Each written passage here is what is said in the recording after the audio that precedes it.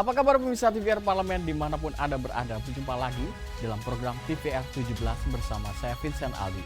Tepat pukul 17 waktu Indonesia Barat, kami hadirkan kepada Anda sejumlah informasi paling baru dan menarik tentunya seputar kinerja dan kegiatan DPR RI yang telah disajikan oleh redaksi TVR Parlemen. Dan pemirsa TVR Parlemen, inilah TVR 17 selengkapnya.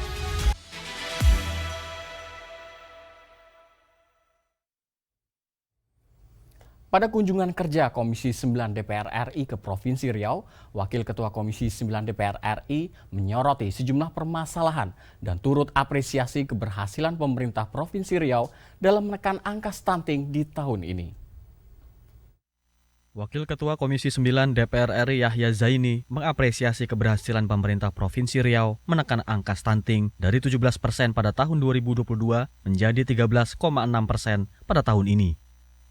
Ia mengatakan kerja sukses Pemprov Riau menurunkan angka stunting menjadi 13,6% merupakan capaian yang luar biasa, hasil kerja keras dan kolaborasi antara BKKBN, Dinas Kesehatan Kabupaten Kota, hingga pihak swasta. Karena itu ia berharap Pemprov Riau bisa menurunkan prevalensi stunting di bawah 10% pada tahun 2025 mendatang. Kita menemukan yang menggembirakan, ternyata angka stunting di sini cukup signifikan penurunannya. Jadi 13,6%. Jadi sebentar lagi mencapai target nasional.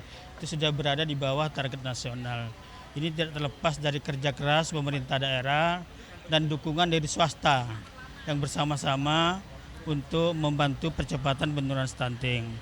Yang kedua, angka pengangguran di sini juga cukup rendah, 3,8%, di bawah nasional. Nah, ini harus dikejar. Jangan sampai orang sudah berupaya mengejar bantuan dari pusat, tapi tingkat penyerapannya di daerah sangat rendah. Ini baik dari Kementerian Kesehatan maupun dari BKKBN mengatakan data yang demikian. Kunjungan kerja Komisi 9 DPR RI ke Provinsi Riau menyoroti sejumlah masalah seperti kependudukan, stunting, alokasi, penyerapan serta capaian program BKKBN tahun anggaran 2023 dan 2024. Dari Pekanbaru Riau, Yazid, TVR Parlemen melaporkan. Pada kunjungan lokasi bencana di Kabupaten Sukabumi, Jawa Barat, Wakil Ketua DPR RI Cucun Ahmad Syamsurijal menekankan pentingnya pemerintah memberikan layanan trauma healing ke pengungsi guna atasi trauma para korban bencana. Wakil Ketua DPR RI Cucun Ahmad Syamsurijal mengunjungi lokasi bencana di Kabupaten Sukabumi, Jawa Barat untuk memberikan bantuan sekaligus menyampaikan duka cita kepada para korban. Selain itu, ia ingin memastikan penanganan pasca bencana oleh pemerintah dan stakeholder terkait dilakukan secara cepat dan optimal. Cucun menekankan pentingnya pemerintah memberikan layanan trauma healing ke pengungsi, sebab banyak dari mereka merasa kaget dan trauma dengan adanya bencana pergerakan tanah di pemukiman mereka. Ia mengaku telah berkoordinasi dengan Kemensos untuk menyediakan fasilitas trauma healing bagi warga terdampak bencana. Harapannya, masyarakat khususnya anak-anak dapat memulihkan mental dan spiritnya untuk menjalani aktivitas pasca bencana melanda. Ya, pertama kita memberikan support secara mentalnya supaya kuat dan ya menghadapi musibah ini kewaspadaan. Kemudian juga trauma healing dilakukan nanti di Kemensos, kemudian juga dari teman-teman ada penggiat, para aktivis teman-teman saya di Sukabumi sini juga berjalan untuk anak-anak. Ya sampai saat ini mereka masih, karena kan baru terjadi ya, masih agak sedikit agak kaget, kemudian juga mereka ada kekhawatiran. Nah, ini yang harus terus dilakukan trauma healing oleh teman-teman juga di sini. Cucun meminta pemerintah melakukan penataan ulang kawasan desa untuk mengatasi pergeseran tanah. Pemkab Sukabumi juga harus berkoordinasi dengan pemerintah pusat dalam menata permukiman warga untuk mencegah bencana serupa kembali terjadi. Dari Sukabumi, Jawa Barat, Bani, TVR Parlemen melaporkan. Dalam kunjungan kerja ke Polda Jambi, anggota Komisi 3 DPR RI mendorong seluruh aparat penegak hukum berkolaborasi dalam menyelesaikan kasus-kasus yang menumpuk, termasuk kasus yang sebelumnya pernah tertunda karena mendapatkan SP3. Komisi 3 DPR RI meminta Polda Jambi meningkatkan kinerja dalam penanganan kasus pidana. Hal ini berdasarkan data laporan yang menunjukkan tingkat penyelesaian kasus di Polda Jambi masih berada pada angka 71%.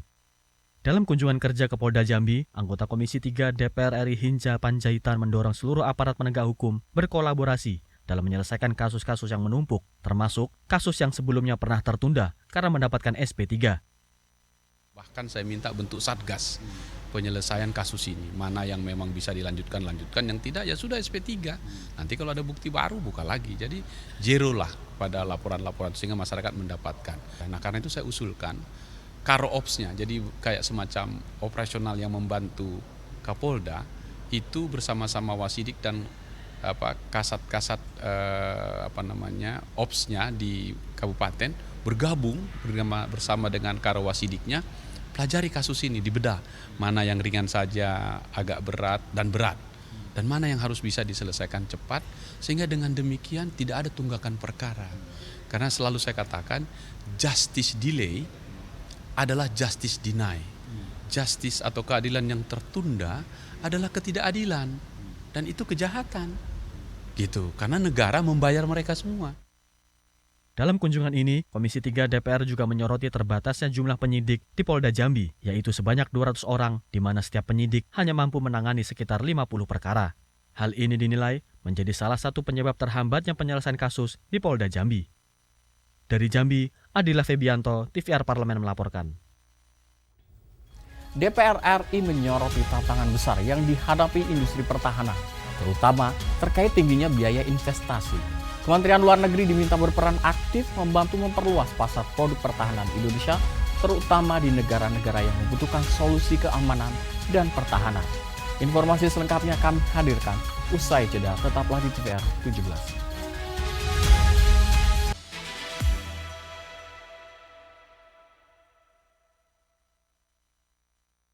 Kalian sedang menyaksikan Di Balik Kursi. Ini sebuah misi untuk bantu orang banyak, untuk juga bantu teman-teman dari latar belakang profesi yang saya tekuni. Dua hal itu.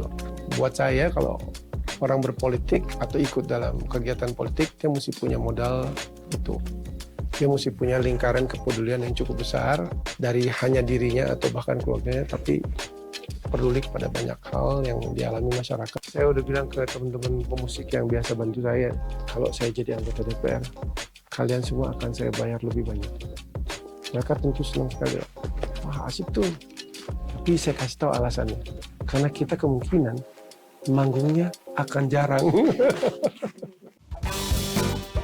Nyok, kita nonton ondel-ondel, nyok, gitu kan. Apalagi liriknya, kau ku hargai.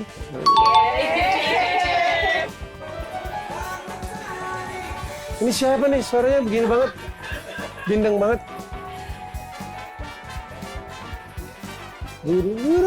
Kok tinggi banget ini? Bernyanyi, bunga pun tersenyum, melihat kau hibur hatiku. Siapa ini ya?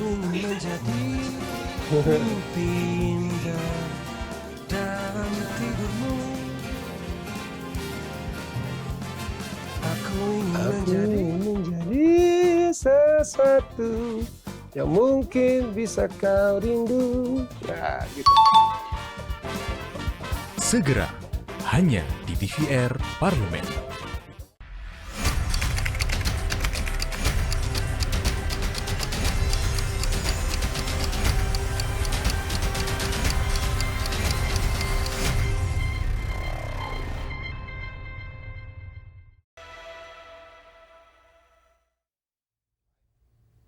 Terima kasih Anda masih bersama kami di TVR 17.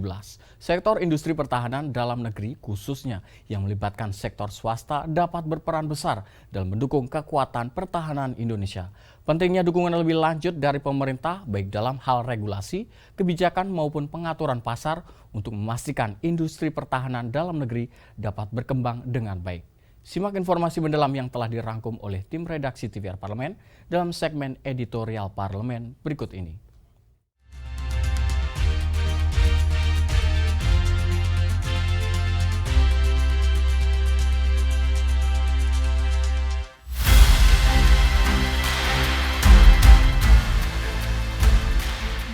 beberapa tahun terakhir, industri pertahanan dalam negeri telah mengalami perkembangan yang signifikan dengan adanya dukungan dari DPR dan pemerintah. Berbagai upaya mewujudkan kemandirian industri pertahanan terus dilakukan, seperti peningkatan kemampuan produk domestik, serta melakukan berbagai kemitraan internasional pada pengembangan teknologi, sistem senjata, dan alat komunikasi pertahanan. Kendati demikian, DPR RI menyoroti tantangan besar yang dihadapi industri pertahanan, terutama terkait tingginya biaya investasi. Industri ini membutuhkan dukungan yang kuat dari pemerintah dalam berbagai aspek, seperti regulasi, pembiayaan, dan ketersediaan pasar. Promoting produk-produk seperti ini di luar negeri, gitu, terutama di negara-negara yang memang industri pertahanan keamanan seperti ini masih agak jarang atau masih agak kurang, gitu ya. Negara-negara di belahan Afrika, lalu Timor Leste atau Asia Tenggara itu saya kira menjadi pasar yang menarik, gitu. Asalkan lalu dari dalam negerinya sendiri, supporting untuk pengembangannya ini juga bagus. Tentu kita juga harus memberikan dukungan secara anggaran. Yang kedua, mungkin kita memberikan kemudahan atau relaksasi terhadap bahan-bahan atau material impor, karena kalau ini terjadi tentu akan menggairahkan industri pertahanan dalam negeri yang kemudian juga akan mengurangi ketergantungan terhadap alutsista yang kita impor. DPR RI juga terus mendalami lebih jauh pengembangan dan inovasi kendaraan taktis nasional serta peningkatan kemandirian alutsista melalui optimalisasi produksi, serta memastikan bahwa sektor industri pertahanan dalam negeri, khususnya yang melibatkan sektor swasta, dapat berperan besar dalam mendukung kekuatan pertahanan Indonesia. Berhasil mendevelop, melakukan riset, dan juga memproduksi peralatan-peralatan yang berkelas dunia, diakuin oleh negara-negara asing, negara-negara barat sekali bahkan juga, dan telah menjalin kerjasama untuk melakukan pembangunan, untuk melakukan development, dan juga untuk melakukan penjualan ke sejumlah negara-negara asing. PT Pindad sebagai salah satu BUMN yang memproduksi alutsista dinilai mampu memperkuat sistem pertahanan Indonesia, sehingga perlu dilakukan pengembangan dalam sisi teknologi, kualitas, dan kapasitas produksinya. Untuk itu DPR berkomitmen terus mendukung percepatan kemandirian dan modernisasi alutsista TNI melalui perusahaan pertahanan baik BUMN maupun swasta yang ada di tanah air. Ya dorong saja semua produk-produk yang diperlukan oleh TNI kita berasal dari produk dalam negeri, diantaranya Pindad, ada Dahana dan lain-lainnya yang sejenis. Political will ke depan tuh harus menyatakan bahwa semua alat-alat alutsista kita itu seluruhnya diproduksi dalam negeri, semuanya diserap oleh TNI, oleh sistem pertahanan kita, kurangnya baru impor.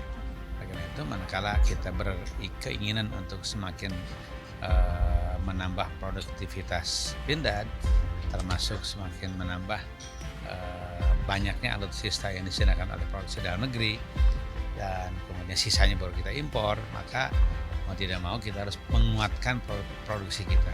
Kalau melihat dari pengembangan dari Pindad ini tentu harus mendapatkan dukungan semua pihak. Kita juga bisa melihat bagaimana modernisasi senjata di Pindad. Kita juga dapat melihat bagaimana modernisasi terhadap kendaraan-kendaraan taktis. Bahkan mungkin ke depan bisa dikembangkan kepada kendaraan umum. Optimalisasi industri pertahanan nasional pada akhirnya diharapkan mampu mengakselerasi kemandirian industri pertahanan Indonesia serta terciptanya konektivitas pertahanan nasional dalam bentuk keterpaduan penggunaan alutsista modern oleh prajurit lintas matra. Dibutuhkan peta jalan untuk menciptakan keseimbangan antara pemenuhan pertahanan dan keamanan dengan jaminan manfaat bagi industri pertahanan nasional. Selain itu, sangat penting untuk mendorong kerjasama sektor swasta dan publik demi mewujudkan industri pertahanan yang lebih optimal. Tim Liputan TVR Parlemen melaporkan.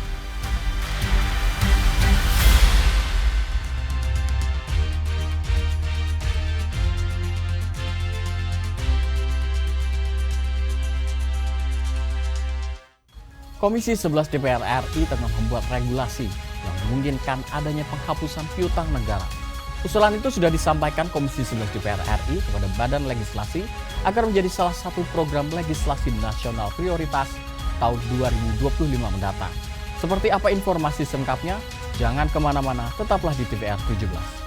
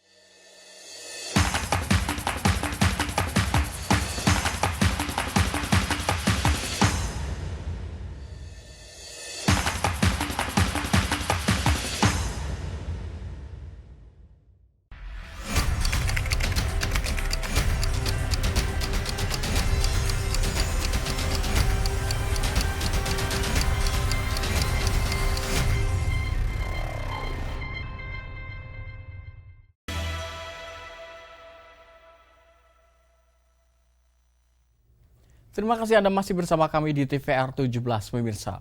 Anggota Komisi 11 DPR RI, Ana Muawanah, menilai usulan atas rancangan Undang-Undang Penghapusan Piutang Negara mempunyai niat yang baik dalam menjaga kesehatan fiskal nasional. Meskipun terjadi pro dan kontra, dan ia akan memastikan akan menampung aspirasi dan kajian dari banyak pihak agar RUU tersebut bisa bermanfaat bagi semua pihak. Untuk selengkapnya berikut laporan rekan kami, Hendra Sunandar dari Senayan, Jakarta. Ya, baik pemirsa TVR Parlemen dimanapun Anda berada, seperti diketahui bahwa Komisi 11 DPR baru saja mengusulkan RUU tentang penghapusan piutang negara sebagai salah satu solusi bagi tantangan pembiayaan utang yang ada di Indonesia saat ini. Karena seperti diketahui bahwa seperti tahun depan misalnya Indonesia harus membayar utang jatuh tempo sekitar 800 triliunan rupiah, dan ini kemudian menjadi satu hambatan besar dalam proses tata kelola negara dan juga bagaimana bisa meningkatkan pertumbuhan ekonomi. Nah, untuk membahas hal ini saya sudah bersama dengan anggota Komisi 11 DPR dari fraksi PKB, yakni Ibu Ana Muawanah. Ibu, terima kasih Bu waktunya, tentu senang sekali bisa berdialog. Ibu, terkait dengan rencana undang-undang ini Bu, apa sih yang menjadi standing point Komisi 11 sehingga kemudian ini dianggap penting bagi masyarakat Bu? Baik, ya Komisi 11 memang mengusulkan untuk Undang-Undang Prioritas 2025, diantaranya adalah penghapusan piutang negara. Nah, karena Komisi 11 membidangi keuangan negara, semangatnya adalah mungkin ya untuk menertibkan administrasi keuangan negara agar lebih bisa dipertanggungjawabkan. Kemudian yang kedua, jika di saat nanti dalam pembahasan tersebut ada hal-hal yang mungkin menyangkut pihak luar dan seterusnya, mungkin juga akan ditindaklanjuti yang lebih detail lagi. Kemudian yang ketiga, dengan rencana ini tentunya untuk juga penguatan keuangan negara kita yang lebih produktif dan lebih sehat. Bu, ini kan kita ada utang sebesar 800 triliun rupiah yang harus dibayarkan di tahun depan, Bu. Nah, apakah ini menjadi satu solusi yang dianggap tepat terkait dengan pembayaran utang nantinya di masa mendatang ya, Bu? Baik, kalau bicara utang itu tentunya kita lihat kalau utangnya luar negeri, berarti kita perlu misal duduk bersama. Siapa tahu rencana undang-undang ini bisa untuk pintu masuk melakukan misal ratifikasi terhadap piutang negara yang ada di luar negeri. Tapi kalau di dalam negeri tentunya itu juga tunduk kepada peraturan di dalam. Artinya bahwa undang-undang yang baru akan dibahas dan diluncurkan ini sesuatu terobosan di mana Komisi 11 memandang perlu terhadap mengkaji, mengeksersis terhadap kebijakan fiskal kita yang lebih bisa produktif dan sehat. Bu, ke depan Bu, sekiranya pembahasan ini seperti apa yang akan direncanakan Komisi 11 Bu, pembahasan? Kita ada beberapa ya, termasuk tadi itu Undang-Undang Piutang Negara, sehingga kemarin dari Balek kita sudah menyampaikan terhadap itu. Tentunya kita luncurkan segera kepada Badan Legislasi. Nanti setelah di sana mudah-mudahan bisa dibahas, dikembalikan di Komisi 11. Nah, Komisi 11 tentunya akan membahas kepada mitra kerja atau stakeholder yang sesuai. Biasanya nanti dari pemerintah siapa yang ditunjuk untuk bersama-sama untuk membahas undang-undang ini. Dan biasanya kalau undang-undang itu yang diutus adalah sesuai dengan yang pembidangannya, sesuai dengan pembidangannya. Nah, sebelum usulan disampaikan ke Balik, apakah sudah ada pembahasan dengan pemerintah sebelumnya, Bu? Belum ada karena ini masih usulan kami, masih usulan dari Komisi 11 atau masih inisiatif Komisi 11. Nah, kemarin baru saja memang dari Balek dibahas itu. Nanti mungkin setelah ini ya kita rapat intern barangkali, nggak tahu mekanismenya pimpinan seperti apa, kita ikutin saja. Nanti setelah itu baru mitra kerja yang ditunjuk oleh pemerintah. Berarti murni Komisi 11 inisiatifnya, Bu ya? Iya, kita ada beberapa memang, termasuk pemisahan keuangan, pemisahan kekayaan negara, termasuk ekonomi syariah, termasuk juga kemarin ada jasa konstruksi dan juga piutang negara. Ibu, terima kasih atas waktunya, Ibu. Ya, baik pemirsa, demikian wawancara kami dengan anggota Komisi 11 DPR, Ibu Ana Muawana, yang mana tadi disampaikan bahwa Komisi 11 berinisiatif mengusulkan RUU tersebut sebagai sebuah jawaban atas tingginya utang negara yang ada sampai hari ini.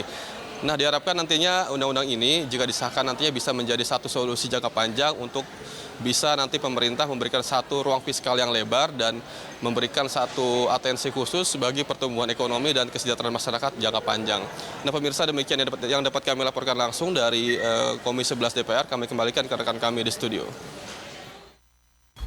Selanjutnya pemirsa, apa saja yang menjadi sorotan di media online nasional pada hari ini? Usai jeda, tetaplah di TVR 17.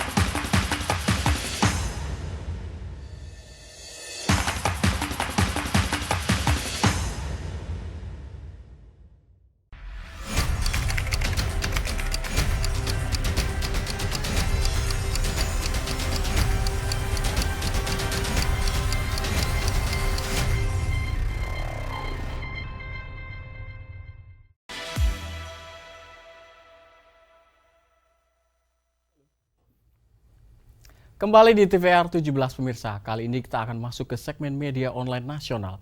Dan mari kita simak isu apa saja yang menjadi sorotan di media, serta tanggapan dari sejumlah anggota Dewan. Bersama rekan kami, Rini Reski.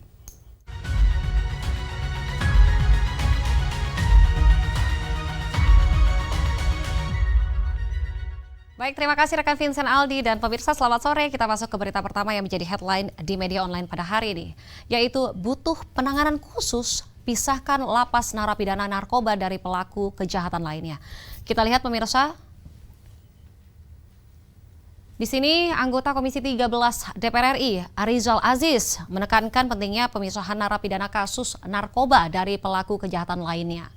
Tentunya langkah ini dinilai penting untuk mencegah masalah yang semakin kompleks di lembaga pemasyarakatan yang sudah mengalami overkapasitas.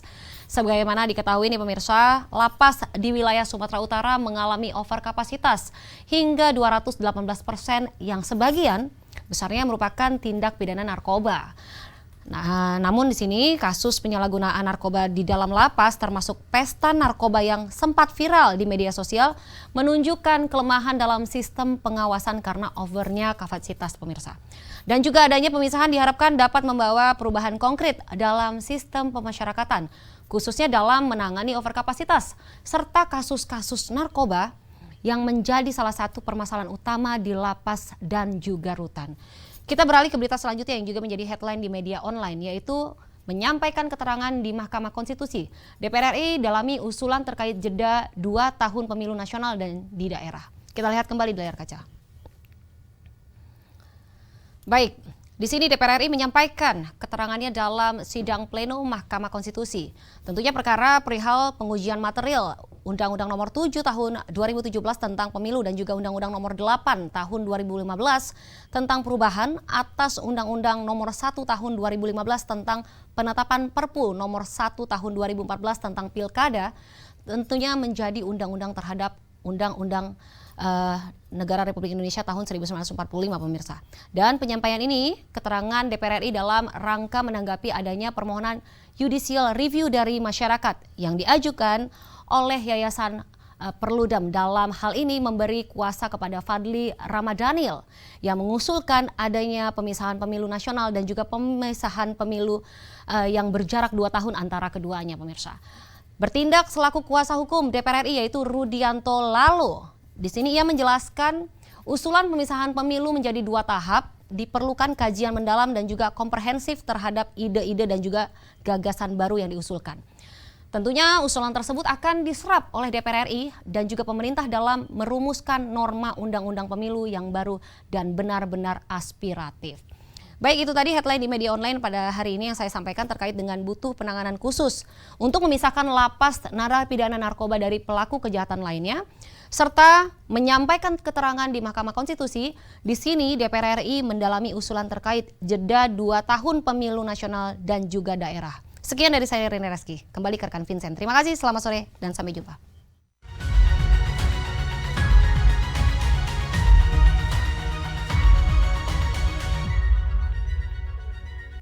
Terima kasih rekan Rini yang telah menyampaikan sejumlah update sorotan dari media online nasional pada hari ini. Dan segmen media online tadi sekaligus menutup program TVR 17 edisi sore hari ini. Saya Vincent Aldi serta seluruh kru TVR Parlemen yang bertugas mengucapkan terima kasih dan pamit undur diri dari hadapan Anda. TVR Parlemen, referensi Indonesia.